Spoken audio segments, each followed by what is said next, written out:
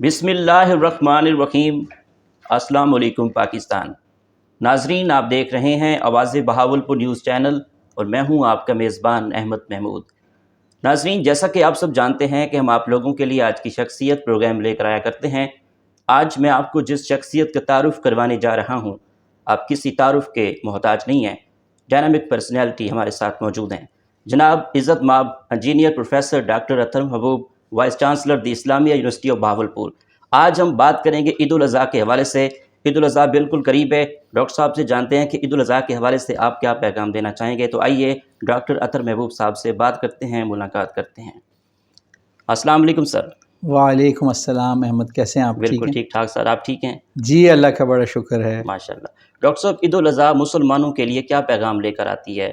جی، عید الاضحیٰ دو عیدیں جو مسلمانوں کی ہوتی ہیں اس میں سے ایک عید ہے، اور یہ منائی جاتی ہے اس قربانی کو یاد کرنے کے لیے جو حضرت ابراہیم علیہ السلام نے جب اللہ تعالیٰ کے حکم پہ اپنے بیٹے کی قربانی دینے کی کوشش کی، اور جس کو اللہ تعالیٰ نے قبول کر لیا کیونکہ وہ ایک امتحان تھا۔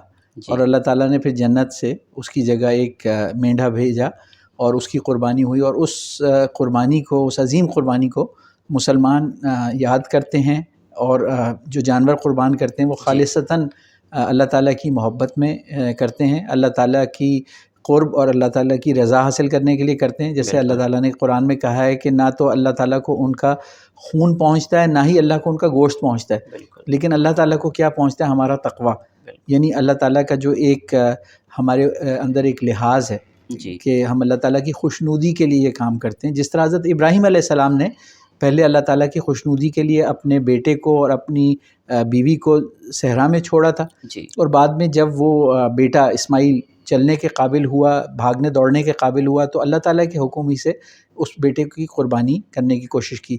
تو جو یہ عظیم قربانی ہے، اس سے ہمیں یہ بھی سبق ملتا ہے کہ جہاں ابراہیم علیہ السلام نے ذکر کیا اپنے بیٹے اسماعیل سے کہ میں نے خواب میں دیکھا ہے کہ میں تمہیں قربان کر رہا ہوں، تو بیٹے نے بھی فوراً فرما برداری کا اظہار کیا، اور اس نے اپنے آپ کو پیش کیا کہ جو اللہ نے آپ کو حکم دیا آپ اس کو پورا کریں، اور آپ دیکھیں گے کہ میں اللہ کے حکم سے صبر کرنے والوں میں اور ثابت قدم رہنے والوں میں سے ہوں گا۔ تو جو عید الاضحیٰ ہے مسلمانوں کو اس قربانی کی یاد دلاتی ہے کہ ہم اپنی زندگی میں بھی قربانی دینا سیکھیں۔ جیسے سورۃ الکوثر بھی ہے، اس میں بھی اللہ تعالیٰ نے نبی اکرم صلی اللہ علیہ وسلم کو ایک تو نماز پڑھنے کا حکم دیا، اس کے ساتھ قربانی کرنے کا حکم دیا۔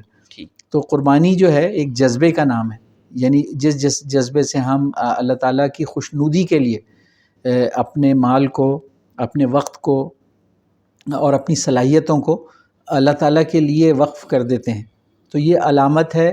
ہم جانوروں کی قربانی دیتے ہیں کیونکہ وہ بھی ایک طرح سے ہماری دولت کو، سرمائے کو ریپریزنٹ کرتے ہیں، تو لیکن یہ ہمیں جذبہ تیار کرتا ہے کہ ہم اللہ تعالیٰ کے لیے سب کچھ قربان کرنے کو تیار ہوں، یہاں تک کہ جو الٹیمیٹ قربانی ہے وہ تو انسان کو اپنی جان کی قربانی دینی پڑتی ہے۔ عید کس طرح سیلیبریٹ کرنی چاہیے، اس بارے میں آپ کیا کہیں گے؟ عید جیسے آپ نے کہا نام میں ہی عید ہے، یعنی خوشی کا موقع ہے کہ ایک طرف تو ہم اس عظیم قربانی کو تو ضرور یاد کرتے ہیں، لیکن جس طرح دوسری قوموں کے تہوار ہوتے ہیں، خوشی کے موقع ہوتے ہیں، تو مسلمانوں کو اللہ تعالیٰ نے دو مخصوص خوشی کے موقع دیے۔ ایک رمضان کے بعد جو عید ہوتی ہے جس میں ہم روزے پورے کرنے کی خوشی مناتے ہیں کہ ہم نے اللہ تعالیٰ کے حکم کے مطابق روزے پورے کیے۔ دوسرا یہ عید ہوتی ہے کہ جب ہم ایک حصہ مسلمانوں کا حج بیت اللہ کی سعادت حاصل کرتا ہے، تو دوسرا مسلمانوں کا بڑا حصہ جو ہوتا ہے وہ قربانی دے کر اللہ تعالیٰ کی ایک خوشی مناتا ہے، ہمیں ایک خوشی کا احساس ہوتا ہے۔ تو عید پہ جو خوشی کی چیزیں وہ کرتے ہیں، چاہے وہ میٹھا کھانا ہو، چاہے وہ یہ جو قربانی کا گوشت ہے اس کو پکا کے ایک دوسرے کو کھلانا ہو، ایک دوسرے سے ملنا جلنا ہو، یہ عید کی جو رسومات ہیں اس میں یہ ہے کہ یہ ایک سوشل بانڈنگ کا ٹائم ہوتا ہے کہ جو لوگ ہوتے ہیں چھٹیوں پہ اپنے گھروں میں جاتے ہیں، نہ صرف قربانی کرتے ہیں بلکہ اپنے پیاروں سے ملتے ہیں اور چند دن خوشی کے ان کے ساتھ گزارتے ہیں۔ ٹھیک، عید الاضحیٰ کے موقع پر آپ کا مسلمانوں کے لیے آخر میں کیا پیغام ہے؟ میرا پیغام یہی ہوگا کہ جو جذبہ ہے ابراہیم علیہ السلام کا، جو قربانی کا جذبہ تھا، اس کی یاد ہمیں تازہ کرنی چاہیے۔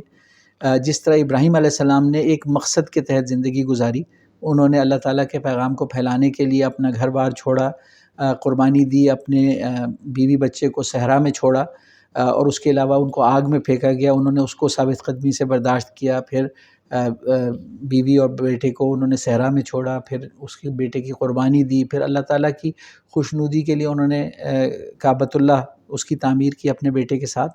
تو ہمیں عید کے اس موقع پہ اس عظیم قربانی کو، اس عظیم ہستی کو اور اس عظیم مقصد کو یاد کرنا چاہیے جس کے لیے ان ہستیوں نے اپنی زندگی گزاری تھی، اور اسی کی بدولت آج اسلام اور توحید کا جو پیغام ہے آج تک ہمارے پاس آ رہا ہے۔ جو ہمارے نبی حضرت محمد مصطفیٰ صلی اللہ علیہ وسلم اللہ تعالیٰ کے آخری نبی تھے، وہ حضرت اسماعیل علیہ السلام کی اولاد میں سے تھے، اور اللہ تعالیٰ نے حضرت ابراہیم علیہ السلام کی دعا کو قبول کیا تھا جب انہوں نے دعا کی تھی کہ میری اولاد میں ایک ایسا نبی بھیجیے گا کہ جو ان لوگوں کو آپ کی آیتیں پڑھ کر سنائے گا اور ان کو پاکیزہ کرے گا۔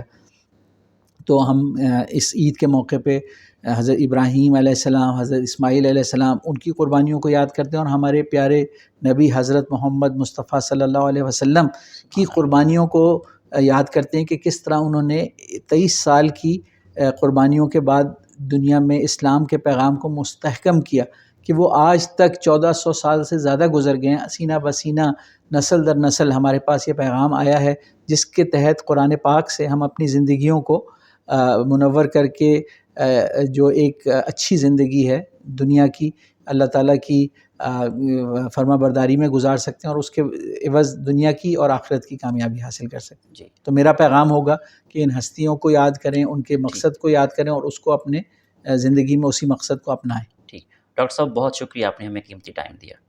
ویلکم۔ جی تو ناظرین، آپ نے آج کی شخصیت پروگرام سنا، ایک نئے پروگرام میں ملاقات ہوگی، تب تک اللہ حافظ، اللہ نگہبان، پاکستان زندہ باد۔